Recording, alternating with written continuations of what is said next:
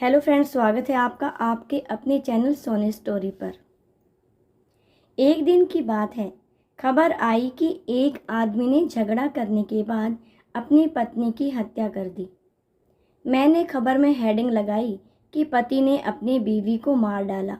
खबर छप गई, किसी को आपत्ति नहीं थी। पर शाम को दफ्तर से घर के लिए निकलते हुए मेरे दोस्त जोशी जी सीढ़ी के पास मिल गए। मैंने उन्हें नमस्कार किया तो कहने लगे कि पवन जी, पति की बीवी नहीं होती। पति की बीवी नहीं होती? मैं सोच में पड़ गया। फिर उसने कहा, बीवी तो शोहर की होती है, मियाँ की होती है, पति की तो पत्नी होती है। भाषा के मामले में जोशी जी के सामने मेरा टिकना मुमकिन नहीं था। हालांकि मैं कहना चाह रहा था कि भाव तो साफ है ना, बीवी कहें या पत्नी या फिर वाइफ, सब एक ही तो हैं।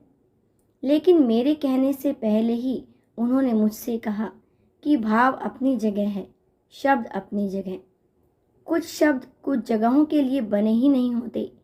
ऐसे में शब्दों का घालमेल गड़बड़ी पैदा करता है। फिर जोशी जी बोले, खैर, आज मैं भाषा की कक्षा लगाने नहीं आया। आज मैं रिश्तों के एक अलग अध्याय को जीने के लिए आपके पास आया हूँ। आज मैं आपको एक घटना बताने आया हूँ, रुचि के बारे में। रुचि मेरी दोस्त है। कल उसने मुझे फ़ोन करके अपने घर बुलाया था। फ़ोन पर उसकी आवाज़ से मेरे मन में खटका हो चुका था कि कुछ न कुछ गड़बड़ है। मैं शाम को उसके घर पहुंचा। उसने चाय बनाई और मुझसे बात करने लगी। पहले तो इधर उधर की बातें हुई। फिर उसने कहना शुरू कर दिया कि रमेश से उसकी नहीं बन रही और उसने उसे तलाक देने का फैसला कर लिया है। मैंने पूछा कि रमेश कहाँ है, तो उसने कहा कि अभी कहीं गए हैं, बता कर नहीं गए। उसने कहा कि बात बात पर झगड़ा होता है और अब ये झगड़ा बहुत बढ़ गया है। ऐसे में अब एक ही रास्ता बचा है कि अलग हो जाएं और तलाक ले लें। रुचि जब काफ़ी देर बोल चुकी तो मैंने उससे कहा कि तुम रमेश को फ़ोन करो और घर बुलाओ, कहो कि जोशी जी आए हैं। रुचि ने कहा कि अब तो हमारी बातचीत भी बंद है, फिर वो फ़ोन कैसे करे। अजीब संकट था। रुचि को मैं बहुत पहले से जानता हूँ। मैं जानता हूँ कि रमेश से शादी करने के लिए उसने घर में कितना संघर्ष किया था। बहुत मुश्किल से दोनों के घर वाले राजी हुए थे।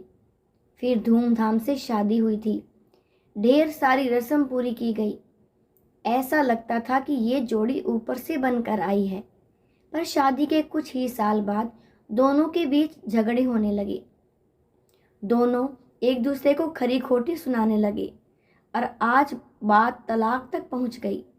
खैर, रुचि ने फ़ोन नहीं किया। मैंने ही फ़ोन किया और पूछा कि तुम कहाँ हो। मैं तुम्हारे घर पर हूँ, तुम घर आ जाओ, इकट्ठे बैठकर बातें करेंगे। काफ़ी देर तक रमेश मना करता रहा, पर वो जल्दी ही मान गया और घर चला आया। अब दोनों के चेहरों पर तनातनी साफ नजर आ रही थी। ऐसा लग रहा था कि कभी दो जिस्म एक जान कहे जाने वाले ये पति पत्नी आंखों ही आंखों में एक दूसरे की जान ले लेंगे। दोनों के बीच कई दिनों से बातचीत नहीं हुई थी। रमेश मेरे सामने बैठा था। मैंने उससे कहा कि सुना है कि तुम रुचि से तलाक लेना चाहते हो। उसने कहा, हाँ जी, आपने बिल्कुल सही सुना है, अब हम साथ नहीं रह सकते। मैंने कहा कि तुम चाहो तो अलग रह सकते हो, पर तलाक नहीं ले सकते। यूं? क्योंकि तुमने निकाह तो किया ही नहीं है। अरे यार, हमने शादी तो की है। हाँ, शादी की है। शादी में पति पत्नी के बीच इस तरह अलग होने का कोई प्रावधान नहीं है। अगर तुमने मैरिज की होती तो तुम डिवोर्स ले सकते थे। अगर तुमने निकाह किया होता तो तुम तलाक ले सकते थे। लेकिन क्योंकि तुमने शादी की है, इसका मतलब ये हुआ कि हिंदू धर्म और हिंदी में कहीं भी पति पत्नी के एक हो जाने के बाद अलग होने का कोई प्रावधान है ही नहीं।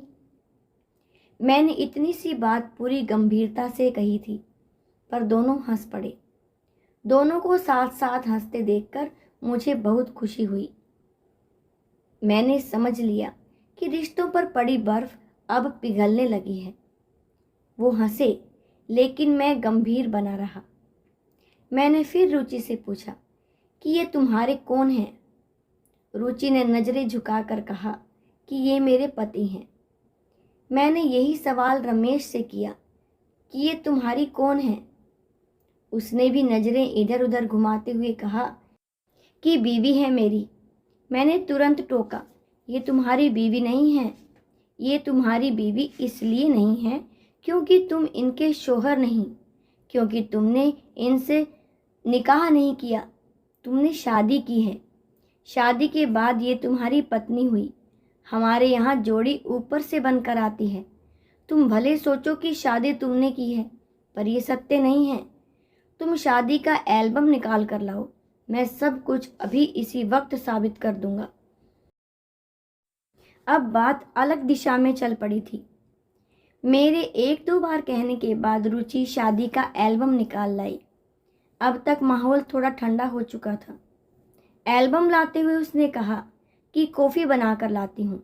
मैंने कहा कि अभी बैठो, इन तस्वीरों को देखो। कई तस्वीरों को देखते हुए मेरी निगाह एक तस्वीर पर गई, जहाँ रुचि और रमेश शादी के जोड़े में बैठे थे और पांव पूजन की रस्म चल रही थी। मैंने वो तस्वीर एल्बम से निकाली और उनसे कहा कि इस तस्वीर को गौर से देखो। उन्होंने तस्वीर देखी और साथ साथ पूछ बैठे कि इसमें खास क्या है। उसने कहा, शादी से पहले हम लड़कियों के पैर छूते हैं, लेकिन शादी के बाद वो ही लड़की किसी की पत्नी बनकर पति के पैर छूती है। यह रिश्ता बहुत बड़ा और पवित्र है। ये एक रस्म है। ऐसी रस्म संसार के किसी धर्म में नहीं होती, जहाँ पत्नी अपने पति के पांव छूती हो। लेकिन हमारे यहाँ शादी को ईश्वरीय विधान माना गया है। इसलिए ऐसा माना जाता है कि शादी के दिन पति पत्नी दोनों विष्णु और लक्ष्मी के रूप हो जाते हैं। दोनों के भीतर ईश्वर का निवास हो जाता है। अब तुम दोनों खुद सोचो कि क्या हजारों लाखों साल से विष्णु और लक्ष्मी कभी अलग हुए हैं? दोनों के बीच कभी झिकझिक हुई भी हो तो क्या कभी तुम सोच सकते हो कि दोनों अलग हो जाएंगे? नहीं होंगे। हमारे यहाँ इस रिश्ते में भी यही प्रावधान है।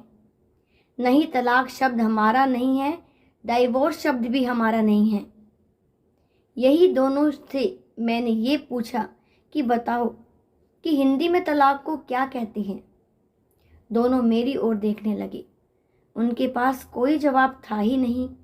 फिर मैंने ही कहा कि दरअसल हिंदी में तलाक का कोई विकल्प नहीं। हमारे यहाँ तो ऐसा माना जाता है कि एक बार एक हो गए तो कई जन्मों के लिए एक हो गए। तो प्लीज़, जो हो ही नहीं सकता उसे करने की कोशिश भी मत करो। या फिर पहले एक दूसरे से निकाह कर लो, फिर तलाक ले लेना। अब तक रिश्तों पर जमी बर्फ काफ़ी पिघल चुकी थी। रुचि चुपचाप मेरी बातें सुन रही थी। फिर उसने कहा कि भैया, मैं कॉफ़ी लेकर आती हूँ। वो कॉफ़ी लाने गई। मैंने रमेश से बातें शुरू कर दी। बहुत जल्दी पता चल गया कि बहुत ही छोटी छोटी बातें हैं, बहुत ही छोटी छोटी इच्छाएं हैं जिनकी वजह से झगड़े हो रहे हैं। खैर, कॉफ़ी आई। मैंने एक चम्मच चीनी अपने कप में डाली।